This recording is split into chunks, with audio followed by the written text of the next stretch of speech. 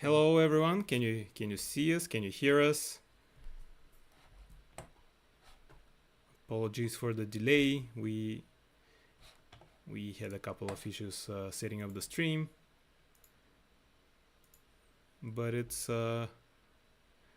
my first time, so I hope you kind of forgive me.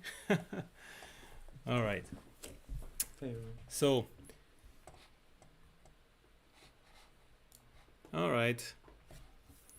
So, hey everyone, just give me a shout out at least if you can hear me. I have Alex here with me, who will also help me with. Hi, Alex. Hi everyone. Nice to meet you. He's part of the Vantage team. He's going to help me in this session by having at least somebody to discuss things and questions, and also assist with the technical with the technical presentation if needed. So we have prepared a couple of. He's also taken care of preparing some of the scenes that we're going to show today. So yeah. Yeah, you probably a little more details about me. You probably know me from the forums. If you reach out to the forums, I'm the guy that answers most of your questions. If you see me there, so That's nice the to meet guy. you. Yep, absolutely. Right. So again, even though we started a little bit late, I wanted to to make this as a quick webinar. Or sorry, not in this type of webinar kind of format, but more on the informal discussion about well, we try to phrase it in the title about good practices with Vantage, and also answer some questions that you guys might have, and just tackle different topics of Vantage. And we also plan to make this more reoccurring type of thing. So probably we'll start with a small kind of community, but try to enlarge it by keeping it more regular, so that we accumulate more questions, more important topics to talk about, and just keep everything informal. So I'm going to start things by mentioning that we had a webinar a couple of weeks ago with the guys from Brick Visual, where we discussed how they created and went and executed their idea for the Vantage 2.0 release video. And we're going to we had a couple of questions there related to the how the project was done, and but we also had questions regarding the technical side of Vantage. So we managed to answer a lot of those, but we also had a couple of questions we didn't manage to answer. So I'm going to start with those questions in order to just get the ball rolling, but also we're going to address any questions you guys type in the chat box. So by the way, again, my first time here, but apparently in YouTube there is a question section, or a question box. Let's see if we can find it together. Maybe I haven't enabled it, so let me just quickly go and try and enable that as well. Because yeah, I saw there was an option here. Yeah, start a Q&A. Okay, so please type questions here. You can also use the chat functionality, but I'm also trying to do the things with the YouTube's tools. Okay. Right, so back to the stream. Now the first thing you might notice, actually we want to start also with another announcement or small kind of announcement here today. Just actually, literally a couple of hours ago. Yeah, we managed to release a hotfix in our terminology with Vantage 2.01. But actually, we added a couple of new additions to the tool set that we wanted to squeeze in for version 2, but couldn't. So now we kind of added some interesting stuff there. So I'm going to start. I'm going to start with that, and then we're going to get back to the questions from the webinar. So. Again, courtesy of Alex, this scene actually is courtesy of Alex who prepared it, but it's actually originally from the guys from Evermotion. Again, thanks for all their scenes they're providing us to demo our products with, and you can see this is the scene. I'm going to try and interact with the scene. Yeah, something's going on wrong. And of course, it has to be a technical issue. Let me just quickly restart because I'm using remote desktop here. So I'm going to just quickly try and restart this link. Again, sorry about this. All right. So.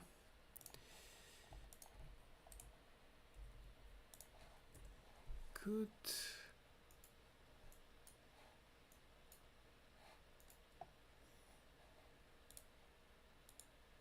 And let me just try reinitiating the link again.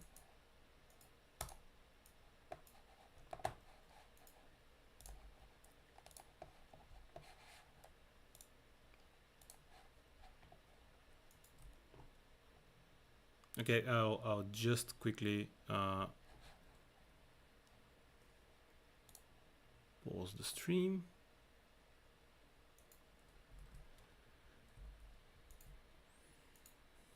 And kind of reconnect. All right.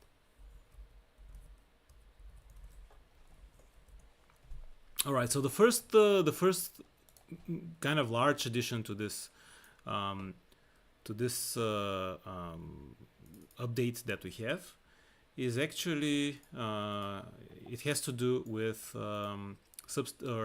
scene states, and I'm going to okay. All right, I think we're good to go now. Let's just check the interaction. Yeah. All right. So this is the scene. Again, Evermotion. I'm checking the stream. There is a bit of lag on our end, but I hope everything goes well with you guys at your end. All right. So the first addition that we added is actually, or actually a few additions added for the scene states. The scene state system, not sure if you're familiar with it, but allows you to create variations of your scene based on different aspects of the scene, and it works in the following way. So in every tab or panel here, we have a substate section here, the scene substate, which allows you to create a small variation of the things or the parameters and settings that correspond to this panel or this tab here. So for example, if I want to make a night shot, I can decrease the intensity of the sky here, and also the intensity of the sun, and everything gets darker because there is absolutely no light, of course. So I will have to add some artificial light, or maybe just increase the intensity of the sun very, very little to imitate kind of moonlight and change its color. And I can just press this button here and it will create a new substate, and I'm going to call this temp. So just to illustrate how this thing works. Now, Alex here went ahead before the stream and created a night tab, which looks more like this because it has different HDRI and different light setup. This is the day scene state, or sorry, substate. We have a sunset state, as you can see. Right, so this is how it works. We change the parameters first. We create the state, and then we can rename it. And in this case, this is the temp state, and you can update it later on if, for example, if you want to change something else to, change the sun multiplier to make more sharper shadows. And I can update this, and now it's going to be saved in this temporary substate. Now this goes for all the other panels, as I said, and you can see these are the different states. Now for the materials, we don't have any substates because we didn't do, or Alex didn't do any changes into the substates, or sorry, of the material assignment, and we have only the original scene state. We renamed this. It used to be a default, I believe. Yes. And now it's called the original state, just to give you a bit more of a context of what this scene state was. And this substate actually came from the original VRE scene that got imported in Vantage. So we keep this because changing parameters might lead to destructive workflow. So in order to get back to the original one, we keep this for you. And this is immutable, or you can't update it, you can't delete it, so that you can always go back to your original VRE scene state. All right, and now I'm going to delete this temporary state. I need to press 2 times just to be, like a safe, like a fail-safe mechanism. And we also have original, and the saved scene, which is the state where which gets automatically created when you press the file save scene or Control S. Correct me if I'm wrong. Yeah, just an additionally, it works with save scene as. All right. Yeah. Okay.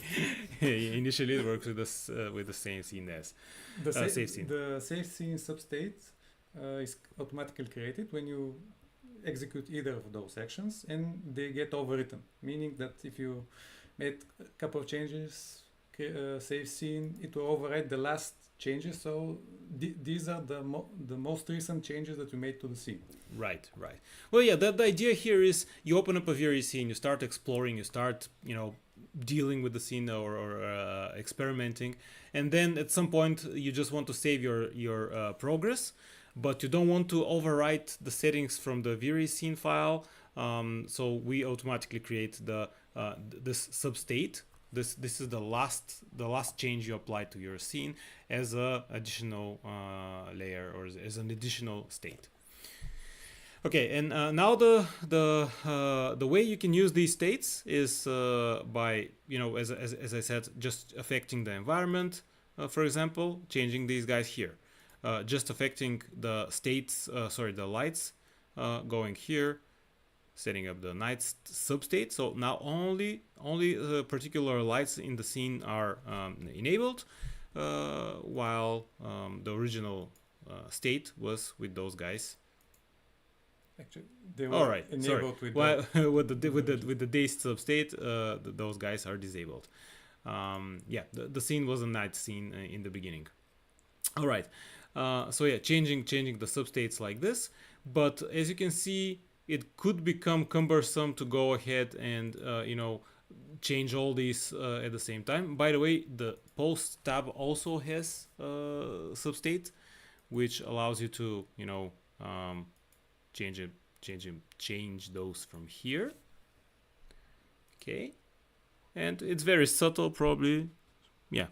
But it does matter. I just want to say that from all the tabs here, we have all the tabs on the right hand side have the substate, and only the post processing tab has these substates on the left hand side. And the idea is that for a particular state, you might want to have a warmer, let's say tint or more contrasty behavior, or you want to turn off the bloom or boost it. So yeah, so you have the option to change those here.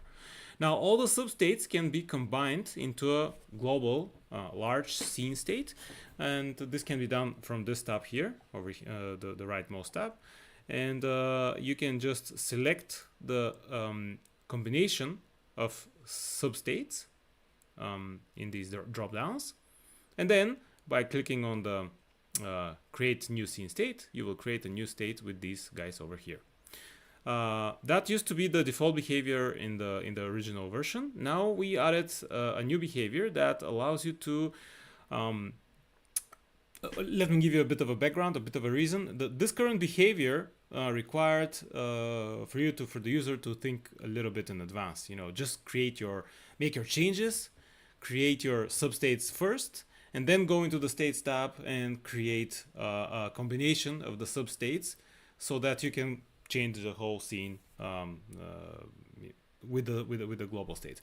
Now we actually track the changes, so to speak, and with the new behavior of the create scene state button actually changes to by. So let me just go ahead and change something, like for example change the position of the slide over here. Okay, and now the object state is actually changed, right? Yeah. Right. Yes. And if I click the create new scene state, it will pop up. Yeah. Yes. It seems like you want to say something. Yeah, I want to add which that create new scene state we took out and added it also to the top toolbar. On the right hand side of the create portion of the top toolbar. Right, over here. Yes. Right. So the new behavior is that we track that there was a change from the last saved combination of states, and we know that now this scene or the current state or the current settings for all the parameters and all the objects in the scene is not saved. We know that there is a change. So now when you create this button, or hit this button to create a new state, or hit this button again to create a new global state, this is for the whole scene, you get presented with a pop-up for a new name, and I'm just going to set this name as demo state, and I'm going to create it. And now you can see that the object's substate or a new object substate has been automatically created, which is called demo state. But now we also have a global state, and it itself contains all the previous settings for basically captures the same captures the state of the scene the moment I pressed the create state button. I'm going to now that I'm listening to myself, I realized that this was a long way of describing what this feature does, and I'm going to show you how this works in action actually. So let's say that we want to, I don't know, oops. You have to turn off. Let me just change the the vertical tilt. All right. So let's say that I'm going to move over here and take this car, and yeah, this is part of it, and obviously we have all the car parts here. You know what, I'm going to use the tool selection for hierarchy, and I'm going to select this guy. All right, so here we have the group of the car, and I can just move it somewhere, or let's not move it, let's just rotate it so that we see the beautiful front of this car. Oops, my mouse is slightly fast, so I might try to change it. Where was that? Here. Okay, right. So so we change the position of the car. I can see that it's no longer aligned to the floor. So I need to go into the move tool and then right click. Oh no, sorry, in the rotate tool, and then just slightly adjust it. Ooh. Yeah, anyway, struggling because I'm remote desktoping to this machine and it's handling the mouse in a different way. But anyway, kind of. Yeah, you know what? Oh, I'm just going to undo it. Bother with it. Yeah. All right. And then, but I'm just really struggled about why it's not facing the floor in the proper way. Yeah. Because I believe the floor was modeled slanted, so when you rotated it, it got off axis. Okay, let's use the 0 out and then start fresh. Okay. Use the Z and just slightly tilt it like so. All right. And then reposition this just slightly so that it's not on the floor. Okay, in the floor. All right, and then we save the position of this. Sorry, we adjusted the position of this car over here. And I'm just going to also change one more thing. I'm just navigating around my ray cursor.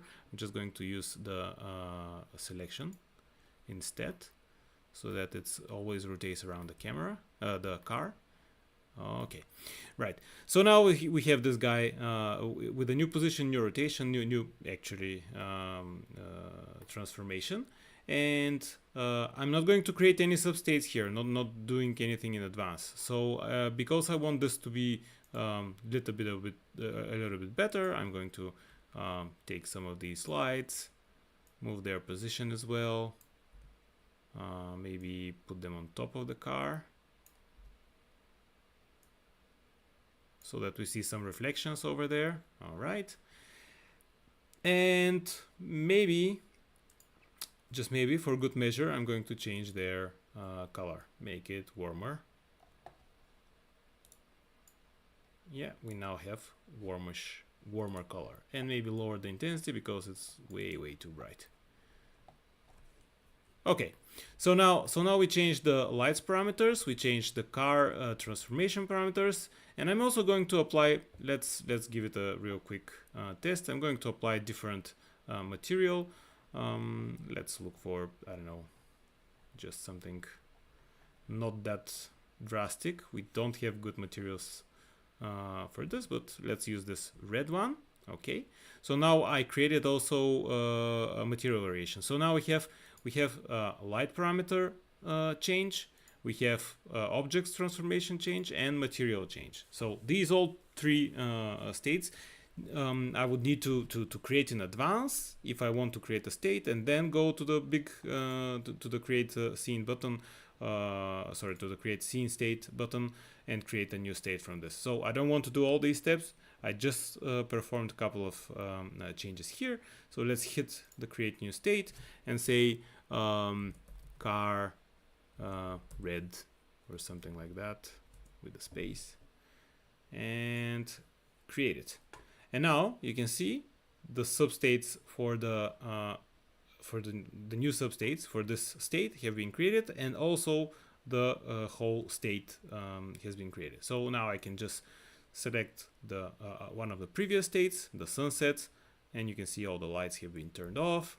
The car is at the previous position. I can select the night, I can select the day, right? And if I select the car red, everything goes to the my last change. So now hopefully that will make it easier for you guys to experiment with states. Now the workflow is you just start changing and hit the create button, give it a proper name. I always suggest giving it a proper name because then you can guess it with a better way. You know, I mean, the name that you give it will be displayed in the scene state lister, but also in the substates here and there. So that would be a nice, interesting feature for you to try on.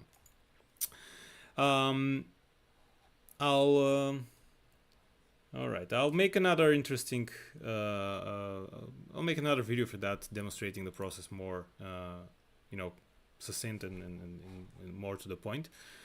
Okay, so yet another improvement with the states that we added, which is also a big one, is actually an animation improvement, and we know that we kind of placed the beginning of allowing you to use states for different types of for different positions or for different cameras, and because the cameras have different positions, it can be placed on different places in the timeline. It was actually the next thing the next thing in line to work on transitions, taking also or interpolating between the different states. So this is what we actually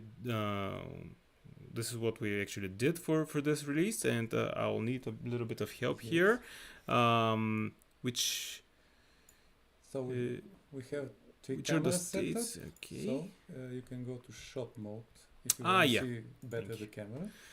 Right, so we have camera 3, camera 5, camera 4, thanks. Yeah. And these are the cameras here. So in the beginning we start with the camera 3. There we go. Then we are going to go to camera 5, which, by the way, has a sunset state.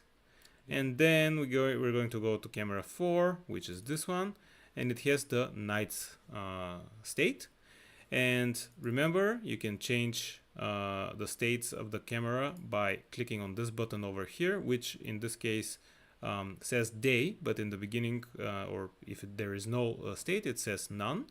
And you can select from the bunch of global states, these are these guys here, to associate with this camera. And every time you select this camera, this scene state is going to be applied. And now the cool thing is that because we have different states, day, night, and day, sunset, and night for the appropriate cameras here, changing or scrubbing the timeline will gradually actually apply and interpolate between from the first state to the state of the first camera to the second camera, and then to the third one. Nice and smooth. Hopefully nice and smooth, of course. So let's play this back.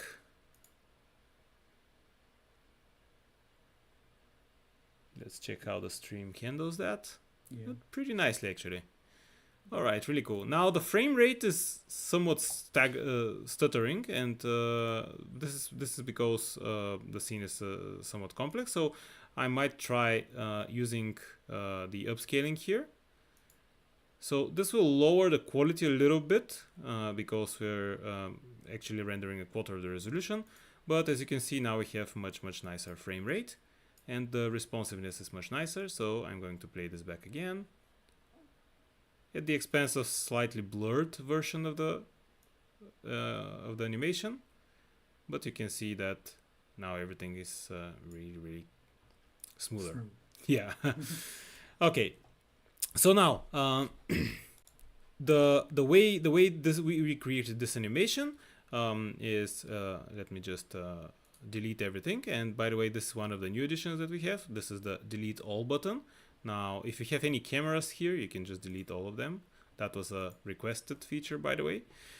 So right, okay. So now we have different cameras. Or I'm actually going to repeat this. Just reset the states for these guys and set it to none. Okay. All right, and go to the original state. All right, so that was the original state from the very scene.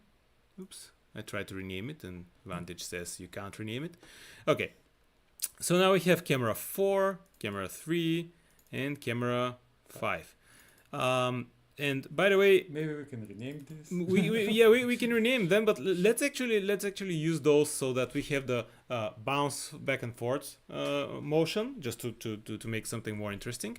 Now, if I only drag and drop the cameras here, starting from camera 3 to camera 4 and then camera 5, now we're going to have this bounce back movement. See, you know, we go further to the right and then go back to the left. And we are using the shot mode, which does not it just lists. I think we talked about this. I talked about this in one of the videos before, but it just shows you the thumbnails of the camera, so that you can just create a gallery of thumbnails. And then if I change the duration of one of these transitions, like, I don't know, 5 seconds, make it like 2.5 times longer, see, this doesn't become longer, because the idea of this view representation mode is not to synchronize this track with the duration, with the actual time duration, but to show you the thumbnails. If I go to the time-based editor, because the cameras are just, you know, like 1 frame long, very short, we can't show the thumbnail there, but in this mode we see the actual duration of the transitions. You know, the first one is only 2 seconds, and then the second one is long, 5 seconds, and much slower. Right. So yeah, again, the 2 different modes. And now in the first camera, again, just going to go back to see, this is camera 3, camera 4, camera 5. So in the first camera, I'm going to say which state I want it to go from. So let's select the day. And then in the camera 4, by the way, if I double click, I'm going to quickly move to this other camera instead of without waiting for the transition. And now I can select the sunset mode here, and then go to the camera 5 and finish at the night. So now we're going to start camera 3, which is in day state, go through camera 4, which is in sunset, and finish with camera 5 seconds later into night. Let's observe. Oops. So starting day, sunset, and slowly going back to night. Okay. So now you can create animations based on the states, basically setting up the state of the scene to the way you want it to look like. Create the state from this new button here, and then do the other changes that you want. You can think of those as kind of like keyframes, but on a more global level, you know, like a keyframe for the whole scene. Or if you want to, you can also use keyframes only for the substates, just parts of the scene, and then assigning these global states to the different cameras, and dragging and dropping the cameras on the timeline, of course. Yeah. All right, so that took a while to explain. So let's go ahead and take a look at the at some of the questions. Currently in the chat we don't have questions, so probably we'll go to the last questions from the Yeah. previous webinar. Let's start with some of the questions. Right. So, okay, can we start from the beginning? This is the. All right. No. So sorry. This is yeah, we don't have this one. Just let me try and go back to the list. Okay. All right. So I think I have it somewhere here, but I opened up the wrong URL. You're streaming this, by the way. Yeah. No. Sorry, guys. You just have to watch this scene for a bit until I get to the list real quick.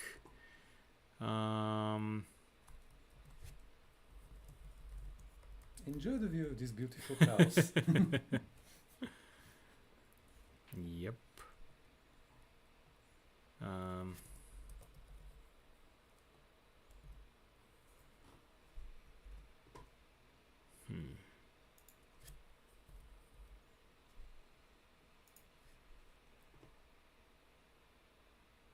Okay.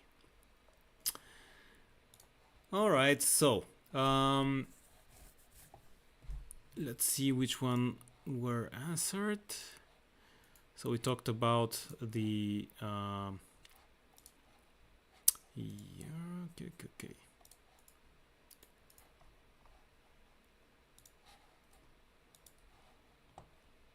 All right, so we answered a lot of the questions at that point related to the computer specs. So I'm going to skip those. So right, we have a good question related about. So the question actually is optimization tips and tricks to use for huge scenes to save memory and prevent scene crashing. Now that is a long topic that we can't actually solve, automatically, but we try to. At least this is our goal. Now the important bit that you need to know is that there is, there is CPU memory, or the computer memory, and GPU memory, and Vantage needs both a lot of memory for both of the both of these types, because first the scene when rendered is taken from the hard drive, loaded in the computer memory, and processed first, and then only the needed assets for rendering are transferred to Vantage, and a lot of the time this is almost all the all of the assets, but imagine, for example, we have a heavy animation.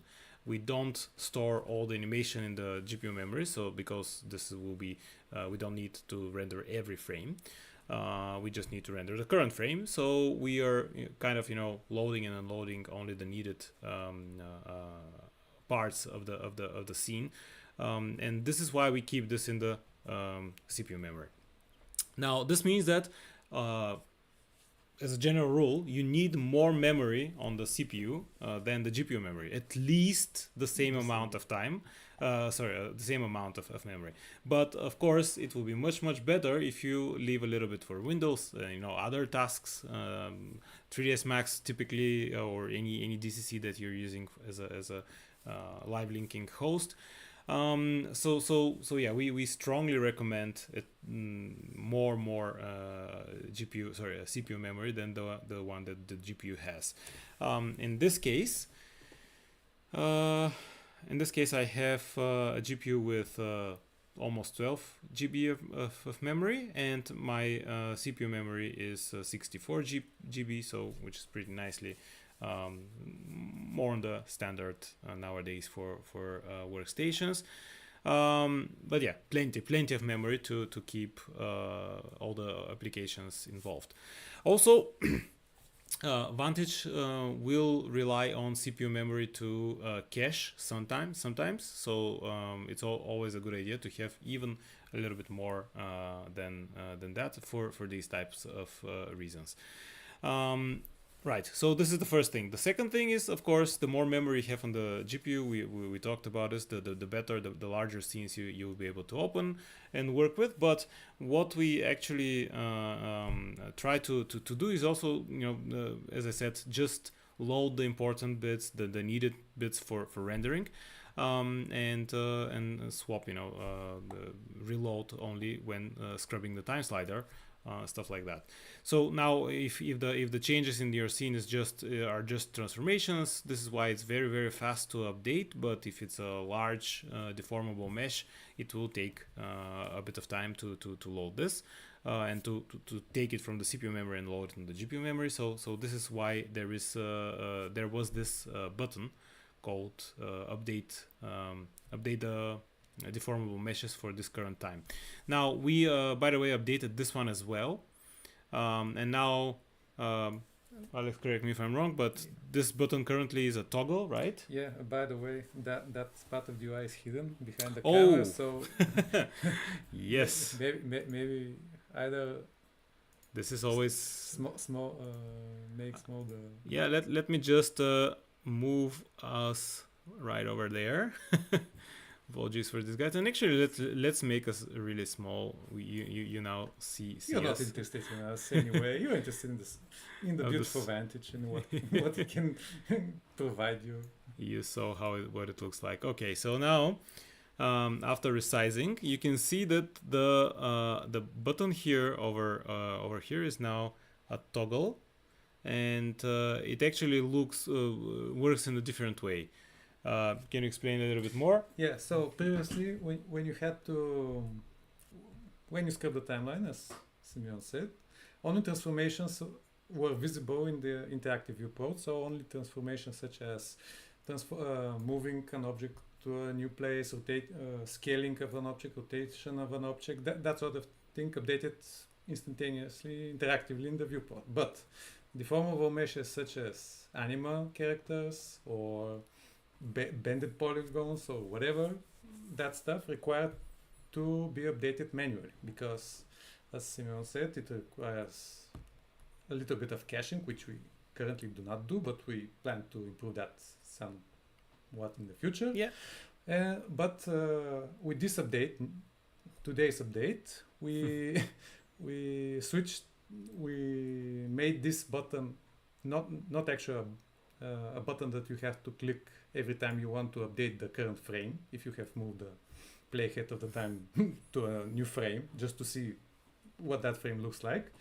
Now we made it to a toggle, so whenever you stop on a different time of the timeline, that frame gets updated as quickly as possible, because it, depending on the scene, if it is heavy, it will require a little bit of time to get updated. Yeah.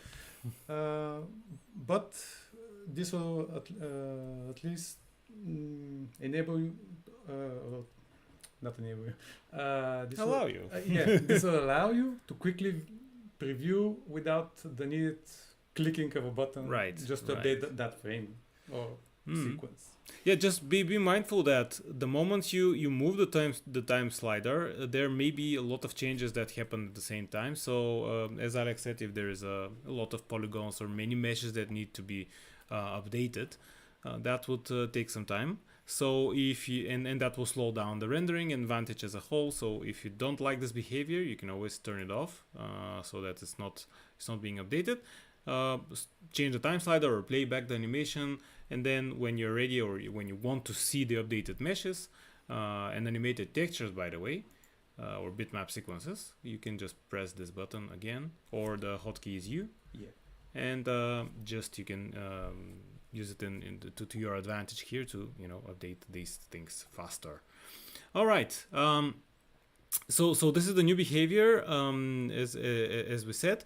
And again, this all came down from the optimization techniques that we talked about. So this is one optimization technique you can use. You can turn off this button in order to get better update, better responsiveness in the interface, and also right. Another such optimization here is in the rendering settings, in the textures, which we should go into the advanced tab to expose. And I know there is a lot of settings here, but don't mind this. Here at the bottom in the texture settings, there is enabled dynamic textures. We introduced this a while back. And this actually creates mipmap levels for mipmaps for the textures, basically different sizes of the texture, and loads only the one that is needed for the particular distance from the camera with the particular rendering view, and not the biggest one. So this will save a lot of memory on the GPU when dealing with large textures that typically are visible from afar, and you don't need the whole 4, 8K, 16K resolution for if it takes a couple of pixels. so this one is the reason this is why it's a good idea for this to be on. This is its default state. It's enabled by default, and you can see its effect, by the way, by just changing the camera here. You can see that the memory consumption here changes a little bit. This is one of the reasons why it's changing. In some cases we can go slightly lower, slightly higher. Of course, in this case, the camera movement is very subtle, so we don't expect dramatic change. But if I start moving away from the scene, like for example, just see it like this, see we're down to 4.8, and if I go even further, and maybe now all the textures are at their minimum, so yeah, so now these 4.8 gigabytes of memory are mainly geometry. But if I start coming closer and closer, by the way, you could squeeze us a bit more. Oh, again, sorry about to make that. Sure that people can see us. All right. Can see the optimizations. Yeah, the sorry. The memory. All right. Yep. So now here you will see the memory consumption again at the bottom right hand corner. It's yeah. So if I zoom in on some of the larger textures, you can see it's 5.2, and if I start zooming away, it gets down and even down to 4.8. So yeah, this is the dynamic textures in action. Again, one of the optimizations that should work automatically, and you don't need to do anything else, then make sure that it's enabled. All right. Any other tips and tricks for optimization? Now this is as far as the what you can do like automatically without sacrificing any quality. Everything else now from this point on will require you to sacrifice some quality depending on the scene, depending on the different situations. There might be options for you to consider. One such option, which I don't recommend, but I can mention here, is the light cache. You can disable the light cache, and in some cases it may end up in slightly less memory consumption, but this is depending on, again, quite a lot on the scene. So actually in this case the light cache sample limit is very, very small, so it wouldn't work in this situation. It will work though if you are using higher quality setting here, especially for offline rendering, for high quality settings. Like for example, if I go to ultra, this will force. Actually, it doesn't. No, but we actually force it to be. Yeah, we force it, right. So yeah, so for high quality settings, you might want to try this one as well. Now, another big deal for memory consumption is the denoiser, especially for larger rendering resolution. Yeah, rendering resolutions. Let me just try and go here and check this. So for example, in full HD, if we render as such, you can see that it will add a little bit because we're currently rendering at a small resolution, but it will require an additional 71 megabytes. Right, and you can see this by the way, by the statistics here. So pixel buffers, denoiser, light cache. If I disable the light cache, it will save me a little bit more, like 70 megabytes. See, and then disabling the denoiser will also change the memory consumption to, was that 30 megabytes more. Depending, by the way, the different denoisers require different amount of memory, and you can see, for example, the AI denoiser requires somewhat substantial more memory here. So yeah, just pay attention to how much memory the different settings actually utilize in this case. And also another big of course factor for this is the resolution. If I go to the smaller size, see, it will save me 3 300 megabytes. So, by the way, how you can read this, probably I should have started with that, is that if currently 6.2 gigabytes of memory are occupied currently by Vantage, if I go ahead and start rendering now, and the reason is because we have this 5.2 plus the render elements and other different stuff here for the current settings. But if I start disabling features, like for example turning off the light cache, turning off the denoiser, you can see that there is a negative number here, which means that because I'm already using light cache here, but if I start offline rendering without it, we're going to actually save some more memory. We're going to turn off this feature, and Vantage is going to use less memory because these features are being disabled. Right. And if I start, however, let me just disable those so just we can see everything here in the same screen. If I start changing or increasing actually the resolution, see how much factor it is. So from 500 megabytes less, now it's 400 megabytes, something like, 400. Yeah, around 400. Now we go to 900p, it gets a bit more. And now if you go to the full HD, or actually still not that drastic, but let's check. 8K. Let's go first with 4K. Now 400 megabytes more, and oops, 8K is 3 gigabytes and a half more. And this is only, by the way, this is without denoiser. If I in light cache, if I include light cache, it will add 180 megabytes more. And if I add the denoiser, now the denoiser requires 260 more. So by the way, the denoiser also is dependent on the resolution as well. See, even if I have denoising, just going to a lower, smaller resolution actually saves much more memory from the denoiser. So yeah, this is one of the things that you can also leverage this statistics here for the memory requirements. It's very useful, and I strongly suggest you kind of having a look at it, how the different settings affect memory consumption. Now this is as far as what you can do directly in Vantage. Of course, you can start optimizing the scene in the host application, but this will require you to actually change your project, change your settings, and I believe this is not something you want us covered, but generally a couple of good tips and tricks from my practice, from my experience. See how this scene here is created by actually instancing groups of combined leaves. Now I've seen different examples in different scenes.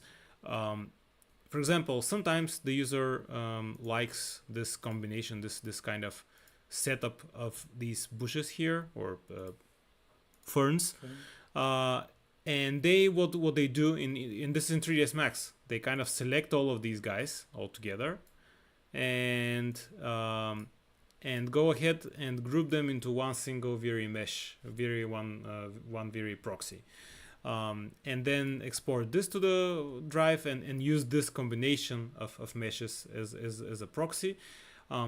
Because of the way how Viri proxies work, this will actually create a unique mesh. And even though these bushes here, these ferns, are uniquely the same model, they will get combined as another unique model that actually is not instanced, and it will require a lot more memory, because the whole bunch of ferns will have to be loaded, and that actually is a waste of memory. And I strongly suggest keeping things as modular as possible. So instead of getting those things and combining them into one Viri proxy, I know it's easier because you just select those guys and say convert to proxy, but then this is more memory inefficient and demanding. And by the way, that will happen, the same thing will happen with Viri or any other render that utilizes this philosophy of taking things and saving them as proxies, because you're essentially removing the fact from the render that these two objects were the same object instanced, and you're just converting them into a new separate unique mesh. So reuse instances as much as possible. I know this has been said multiple times, but it really does help to cover this thing. And then you can get away with many more because foliage and vegetation is by far the most memory intensive or geometry intensive aspect of the scene.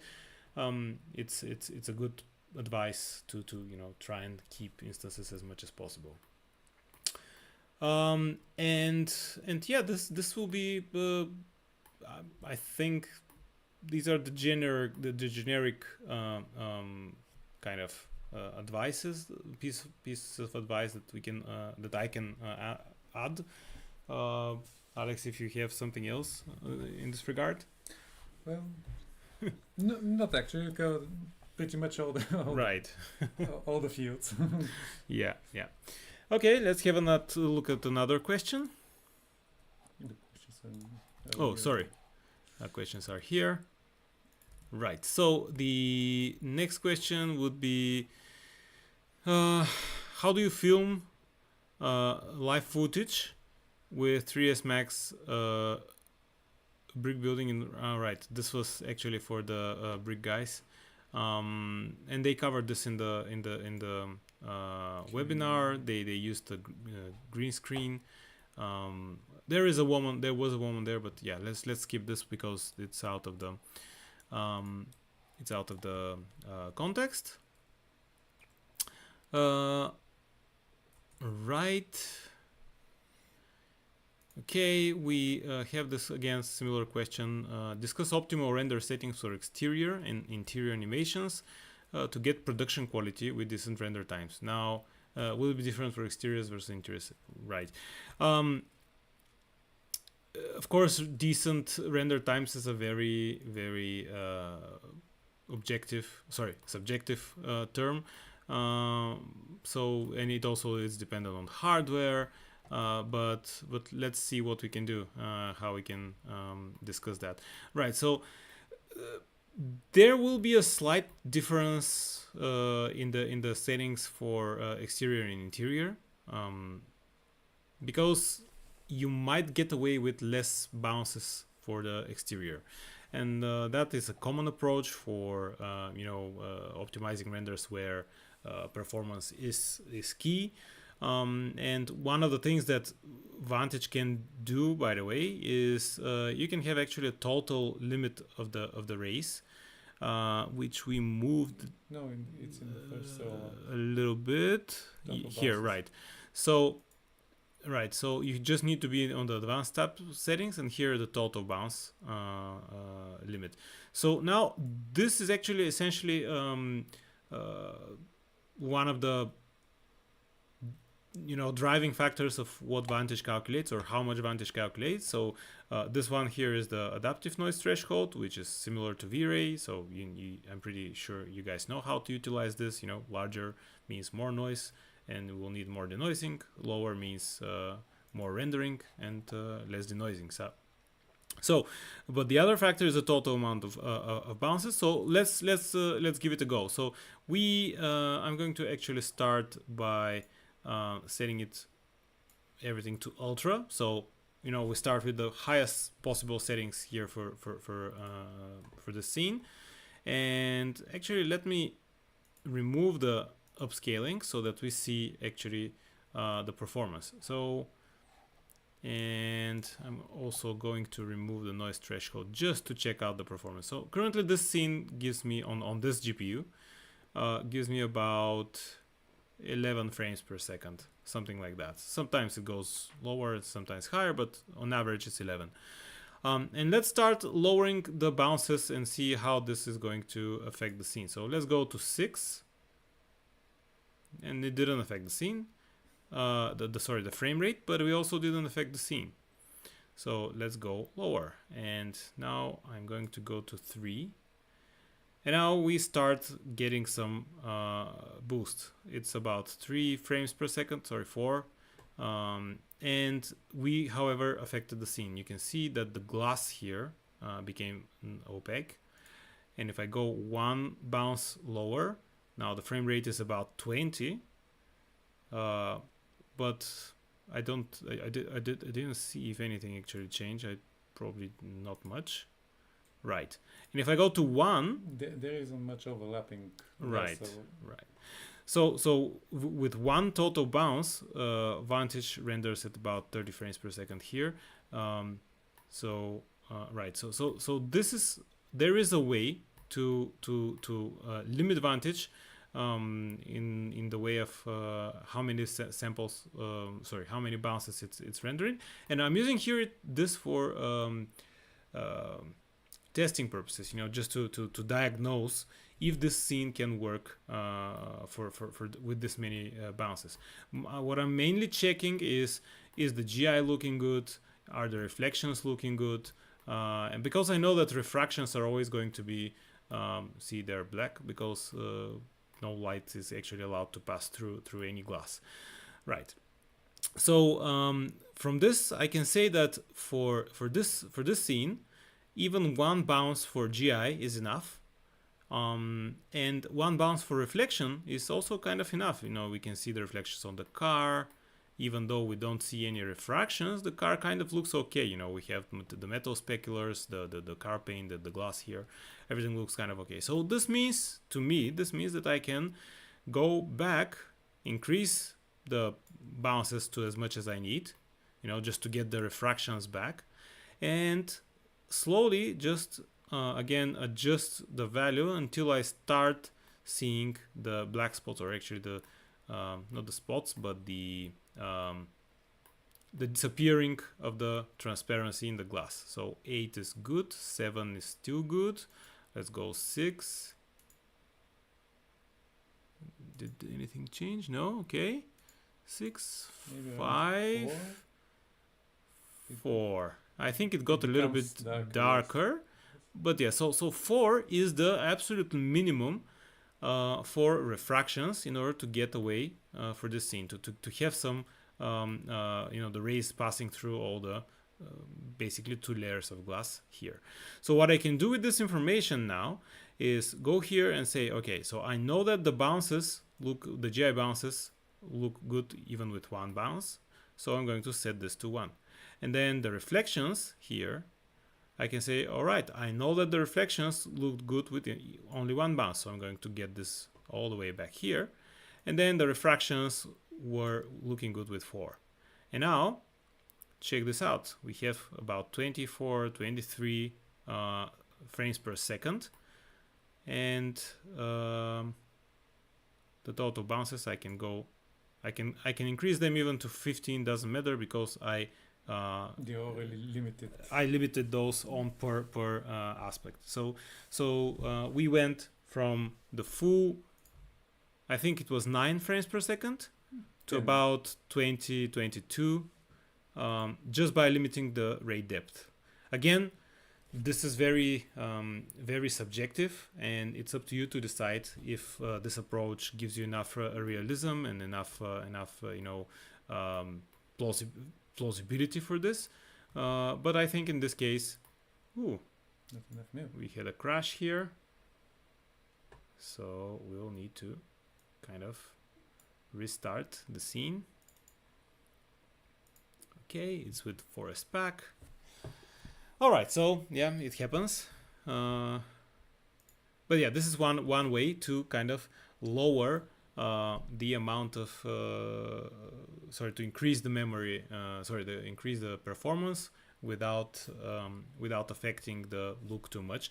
And this will be applicable to exterior renderings, because we have illumination coming from all around. Typically, the whole environment is actually being casting illumination, and then 1 GI bounce is kind of sufficient in this type of situations. Now, if I go ahead and move inside of this space, we can see that okay, so no. All right, let's go back to ultra. You can see that even, and let me just increase the auto exposure. or maybe just the exposure without any auto exposure, and check some of the more challenging situations for illumination with GI, like for example here behind the wall here, behind the staircase, behind the wall. Right, you can see that we need GI bounces here we can expect more GI bounces to be needed here. So if I start lowering the GI bounces to 1, you can see that there is not nearly enough illumination to bounce back here and illuminate this guy over there. So here at least 2 bounces will be necessary to get the some illumination into this interior, and maybe even more, depending of course on your setup. But now I can see that the difference between 2 and 3 is very subtle. There is a bit of color bleeding here, which I like, but if I'm in a hurry, I can kind of lower this a little bit and get to, was that about 19 frames per second, while with 3 bounces we're about was that 16. Right, so just a couple of frames shaved off because of the different setting for the bouncing. Right. So these are this is the general philosophy. Of course, I don't want to cover all of these because time is moving on, but this is kind of the philosophy that I use when approaching optimizations of different scenes. And one important bit here, because the question also asked specifically for animations. Now animations, one of the important bit, and sorry, yeah, I need to talk about, before animations actually, I need to talk about the light cache. Light cache is also a really helpful tool, especially in these cases where, sorry, in interior cases where we said that the lights need to, what happened here? You went into the wall. Okay. And I have the vertical tilt. Let's go back. Okay. And move to the original state with day. Okay. So if I go back again, come on, what's going on? Create texture. You ran out of memory. So but I shouldn't have been pushing it. I think there is something wrong with this scene. So apologies for this. And actually, Vantage didn't crash, so it was just a small warning here and there. Okay, right. So increasing the exposure again, getting wet here. Right. Okay. So light cache is very important in this situation because it performs many bounces and also samples less or actually calculates less of these rays in order to capture the GI well, not situation, but contribution. Right. So the light cache is this algorithm that allows actually it works very similar as in V-Ray, but it allows you to render faster for this type of scenarios. If I turn it off, come on, if I turn it off, you will see that, or probably you can see that there are many more artifacts here. I'm going to just try and okay, let's disable the denoising just for real quick. All right, see how many dark splotches there are in order to get to cleaner image. And if I enable the light cache, maybe it's again very subtle, but if I just give it a bit of time, it cleans up a bit faster over there. So it's not that visible without comparison because it takes a bit of time to accumulate. But so you have to trust me on this. Using light cache actually speeds up the rendering a little bit, but it needs a bit of time to kick in because there are these sample limit here that need to be calculated first, and they take like a couple of seconds to start. So this is where the benefit kicks in. But the important bit, or what I wanted to explain about the light cache and why it's so important in animation, is that light cache actually saves a lot of time rendering, because it caches samples, but because of this caching of the samples, there might be some flickering artifacts when there is movement in the scene.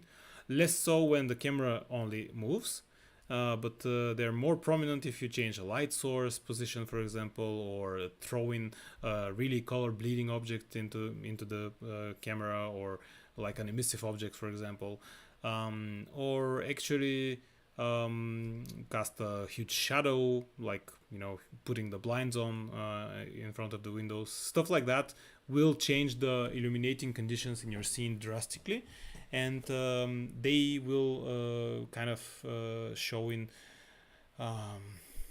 splotches or generate splotches. So the way to try and remedy this is the actually two kind of things.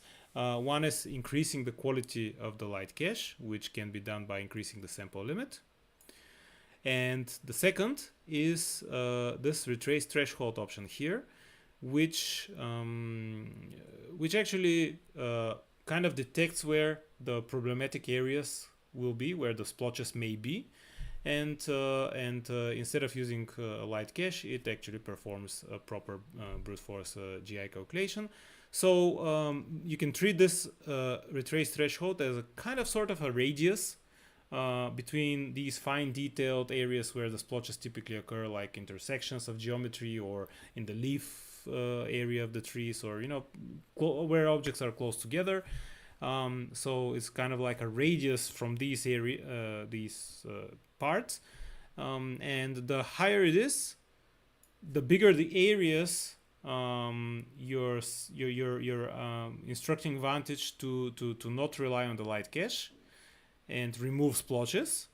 But this means that lower areas are going to be taken advantage of light cache. So the balance of this is, if you go lower with the retrace threshold, you should expect slightly faster render times at the expense of risking having splotches when you have camera animation.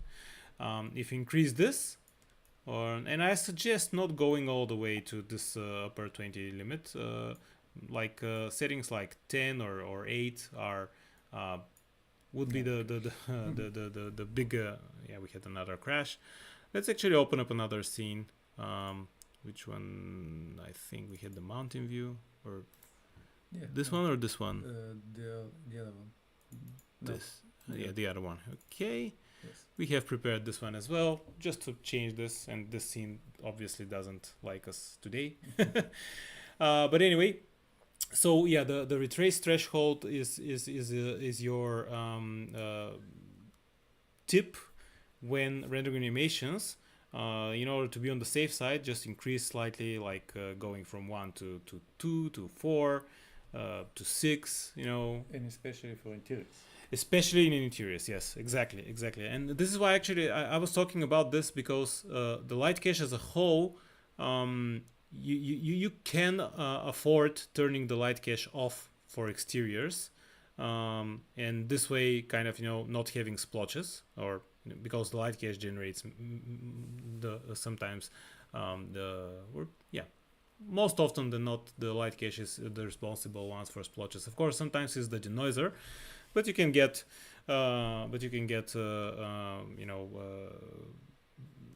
those resolved quickly. So yeah, so the one of the issues could be the light cache. Right. So in exteriors, even if I turn off the light cache, you can see, for example, in this case, we don't see any dramatic change in the GI. If I go here to 1, there are less shadows here, GI in the shadows, but that is all actually. So if I go above, we don't see major difference. So probably above 2. Yeah, probably above 2. It won't be necessary. Absolutely. For this particular scene. Yeah. And turning off light cache in this case will actually let me kind of be sure that there wouldn't be any splotches from the cache cells, from the light cache algorithm. Right, but in interiors, we strongly suggest having the light cache again, because it is optimized for interiors, especially for this kind of difficult situations with many bounces here in the car. So yeah, so turning on the light cache, well, it doesn't change that immediately, right? So let's increase the bounces first and then show the difference. Yeah, well, not necessarily obviously visible, but believe me, especially in rendering animations, you would like to have the light cache to be rendering all the time. Speed up the whole process. Yeah. And then the retrace threshold. Again, if I find a nice, interesting place where we have details, probably somewhere here, and I'm stress testing here. So if we increase actually the retrace threshold, here we should be getting more definition here in those areas, while reducing it, we can get some splashes here. Actually, what I can do is another pro tip is using the excuse me, the clay mode. Sorry about that. And see, for example, here we have some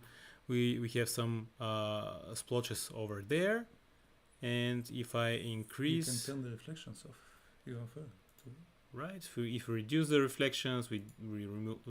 We need refractions, but let's turn off these guys here. Right. So we only have refraction for the sun to pass through the glass, and the diffuse or the GI aspect. So you can see here it's a bit slightly irregular, and this is because of the retrace threshold, or the light cache. If I I believe there's a chamfer on the. Yeah, maybe there is. This is the case. So let's find a different place then. Okay. I believe these guys here are splotches, right? They change if I move the camera. So if I remove the light cache, these guys go away and everything is ray traced fully, or actually it's brute forced with light cache. There are some splotches here that pop up here and there. So if I start increasing the retrace threshold, I'm going to go closer and closer to what the solution is with brute force. So yeah, these tests or these effects can be seen much nicer, much easier if you render out a short animation. So you can perform these tests by rendering just a couple of frames, like 5 to 10 frames would be enough to just check this out. And yeah, I believe these are most of the suggestions I have for optimizations, the difference between exteriors and interiors, because frankly Vantage has very little settings that you can play around with, and this is why I afforded to spend so much time talking about these, because these are kind of the most used cases. And the other same settings here, we've talked about so I've been mentioning the direct light reservoir sampling, which is feature which handles many lights if you have. So this is a particular feature for that type of situation where you have many lights. So just kind of use it when you have this environment, this type of setting. Right. And yeah, I think this is it. Now one last couple of features. Make sure that you test out. Not features, but last couple of tips. Because we added a couple of different denoisers, make sure that you check the different denoisers before rendering, because it kind of we've seen differences depending on the use case. Some of the denoisers preserve more details, fine grain details. Some of them favor GI and reflections. So just make sure that you test them. And by the way, I can't say which one it is because it behaves differently in different conditions. So just make sure that it works best for your scene case by switching from here and just observing the result, or actually you can do so for production rendering by selecting the denoiser from here, and again just carefully analyzing which one works better for you. This one option here I also forgot to mention. I see users kind of missing this out. The only final pass option is applying the denoising. So if you take a look at here, as I'm moving, Vantage is trying to denoise at every single frame, every single instance of rendering, which is every frame. And this is also the case if sorry, this is the case in interactive. This is the case in interactive, but if this option here, only final pass, is disabled, the same process, the denoising, will happen on every frame, every pass that is currently being rendered. Not every frame of rendering, but every pass of accumulating samples. And this can add up to a lot of additional denoising time, because even if it takes a couple of milliseconds, if I render 500 samples, this means that the denoising will take place 500 times. So we don't want this to add up, and this is why we added this only final pass option, which means if I enable it, Vantage will render for 500 samples, and only at the very last one the denoising is going to be applied, and this will save you some time. Of course, the more samples you have here, the more time you will save with this only final pass. So just make sure to you know, kind of have it in mind. All right, let's have a look at something else. And I think we need to kind of wrap it up, because a lot of time passed, but I'm just going to brush through the other questions. Do you have other questions in the chat box? All right, cool. All right, so we have any quick tip for Maya, Phoenix, and Vantage workflow. As with any Phoenix support, we currently only support the mesh rendering or the geometry rendering. So the tip here is to either switch the Phoenix into mesh mode, or the Phoenix container into a mesh mode, or export the fluid into any kind of geometry mesh that you can, you know, that will work for you, like a Alembic, for example, or Vira mesh, or a sequence of, I don't know, other OBJs, or I don't know, depending on your use case. That would be the current workflow. We have in the plans adding support for Phoenix, of course, but that will take some time, and we're not there yet. Okay, when you do the test animation, you import in Vantage as very scene, or is live connected in 3ds Max. I believe that was for the video. They said that they were using LiveLink most of the time, but there shouldn't be any issue with exporting the very scene as well. So yeah, you should be able to work both ways. Okay, let's have a look at yet another.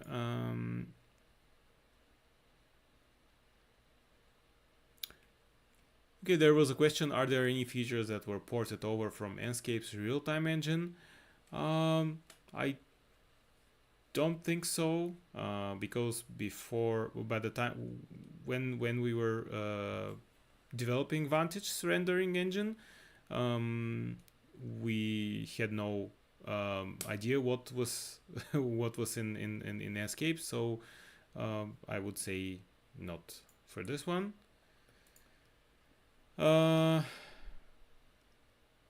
Okay, so here's an interesting question that we had. Would you say the rendering quality of Vantage is comparable or even better than Unreal Engine's real-time viewport rendering? It's very subjective. What we can say is, what I can safely say is that the quality of Vantage is more photorealistic, because we ray trace everything and we don't rely on any combinations of, you know, typically, yes, we know that with any game, with the recent editions, any game engine actually added ray tracing, but they added not only Unreal, I mean, but they added as a part on top of the rasterization engine, which means that they render part of the image without ray tracing, and then they ray trace ambient occlusion or reflections or shadows and add them on top of the rasterized version, which always introduces bias to the image because it's not a simulation of what light actually does. It's some compromise there, and it's up to the user to be technical enough to kind of blend between these techniques in order to get physically a plausible result. But you can never guarantee the physical accurateness because you need to go and analyze every part of your scene and try to adjust a setting here, a setting there, to kind of mix properly these different techniques, which takes time. And in this way, I think you don't need to do anything like that with Vantage, and kind of just throw in your VRE scene or live link, yeah, and just start exploring without thinking of how to combine different rendering techniques. Now, yeah, I would say that this is the comparison we can say, and then we can talk about. All right. This is I'm going to skip this. This was answered. Right. So there is a question: can you export anima character animations directly from the Access software into Vantage? So there is a way. You can export a VRE scene out of the standalone anima application. So you can kind of do your simulation and export a VRE scene, and then this VRE scene will contain all the data that's required, and you can just drag it and drop it in Vantage and merge it. I'm not really sure this was covered all the way, so I'm just going to demonstrate this. So if I take any VRE scene and just drag it and drop it in Vantage, you can see that it starts aligning towards the normal of the face that I'm currently dropping it on. But I can, when I release, I have different options for merging. So for example, I can say I just want to merge the lights, or only the materials, or only the geometry, and so on, and just say merge, and it will merge it in the zero center origin of the Vantage session. Or you can say place, and that will place it at the location of the mouse cursor when I was dragging it on. So if you just merge and not place but merge the Anima 4D characters, if there are more of them, they will fit and align properly with the with your project. Of course, you can take out only single character and just align it somewhere there, but you don't know if it's going to hit a wall or anything. You have to be extra careful, syncing. All right. Okay, this is quite a long of a question, which the essence of it is we do design where fog and light play a major role, narrow beams of light with directional parameter of 0.99. We'd really like to use Vantage, but we are afraid that these things are not yet capable to handle. So what I would suggest in this type and in any case of where you have trouble setting up your scenes is just to hit us a message on the forums. I'll be glad to answer them.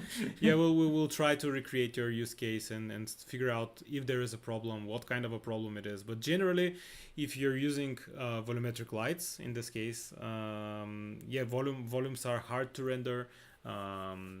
If you want to ray trace them and illuminate them properly, there will be some noise. So I'm not really sure if you're talking about the noise or the visual quality that you're expecting. So yeah, well, I'm looking to find more on this. And then, okay, there are some questions for GPU, which in this case is 3080 Ti. Brick, I think Brick were using the 3090. Can you use multiple video cards in Vantage? 3 video cards specifically. At this point, no. Only 2 GPUs are supported. But one way that could work around this is you can have multiple instances of Vantage running on the same machine, and you can select, for example, the first two GPUs for the first instance of Vantage and the third one for the second by going here and selecting the appropriate settings. Of course, this will be valid only for if you want to render out range of animation of frames, and you will need more Vantage licenses for that. But at least it's something that you can do, and we're working on more on better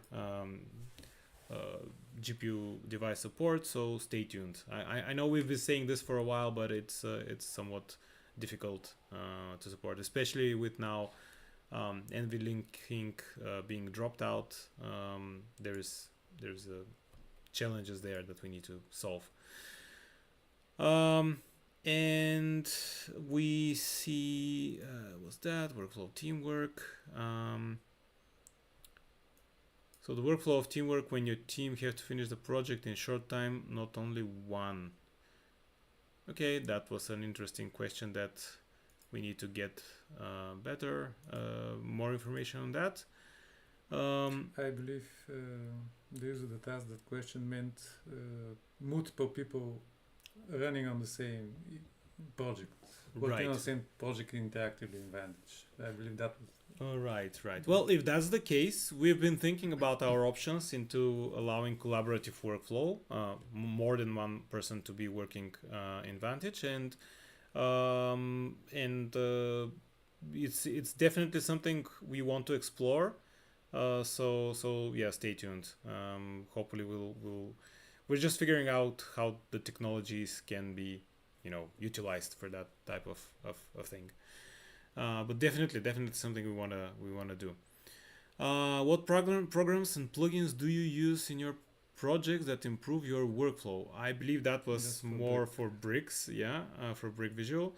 But yeah, they were using this plugin that allowed them to capture an iPhone or an iPad. They use their render farm tool, which I believe is called Pulse. And yeah, many other stuff, but yeah, you need to ask them. Okay. Does Vantage support dual RTX 4090? Yeah, up to 2 GPUs are supported. Without shared memory. Yes. Memory sharing is no longer supported. NVLink is no longer supported as well, so we can't share the memory. So you need to make sure that you fit the project on only one of the or even on one of the GPUs. You can't expect, or you shouldn't expect, that both GPUs combine their memory pool and be able to load up larger scenes, because as I said, even NVIDIA dropped the support for NVLinking, which was supposed to make this work well. And right, I think we covered most of the questions here, especially the ones not for Brick Visual. The other ones, I think they were covered by at the webinar. I see one that I think I can answer. Was each shot rendered all together, or you rendered the different render elements separated and then composed it later? I can definitely say the guys were using render elements. It was one of their most requested features. So when we added those, they began using that. So I know for the shot where Andrea was kind of manipulating time and cars were moving really fast, they were using post-processing motion blur for that. So for that they used the velocity render element and used plugin in After Effects to blend to generate the motion blur, because in such extreme cases the Vantage motion blur is not good for this type of situations. And that's pretty much. I think that's pretty much it. All right. So thanks for attending, guys. I hope you guys enjoyed it. It's a more informal type of setup. Let me know how you what do you think about this type of format, and hopefully we'll continue. Actually, I am planning to go on with those and be a bit more structured. For the next session, probably we'll get some more popular questions from the forums and get together and kind of answer those things. So I believe we covered some do's and don'ts, especially for the setup of interior exteriors, optimization of the scenes.